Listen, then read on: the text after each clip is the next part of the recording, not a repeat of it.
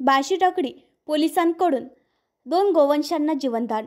मान्य पोलीस अधीक्षक श्री अजित चांडक साहेब यांनी जिल्ह्यातील अवैध धंदे यांच्यावर अंकुश घालण्याकरिता ऑपरेशन प्रहार योजना राबवत असून गोवंश तस्करी व वाहतूक करणाऱ्यावर कठोर कारवाई करण्याचे निर्देश देण्यात आलेले आहे। आज दिनांक 29 जून 2025 रोजी पोलीस स्टेशन बार्शीटाकळीला गोपनीय माहिती मिळाली की 2 गोवंश जातीचे जनावरे कत्तलीकरिता कुरेशीपुरा बार्शीटाकळी येथे शेख अरीफ अब्दुल अजीज यांच्या घराचे ओसरीत निर्दयतेने कोंबून ठेवले आहे, अशी माहिती प्राप्त होऊन पोलीस स्टाफसह मिळालेल्या माहितीप्रमाणे सकाळी 5:45 वाजताच्या दरम्यान घटनास्थळी जाऊन 2 पंचसक्षम पाहणी केली असता तिथे 2 गोवंश जातीचे जनावरे मिळून आले।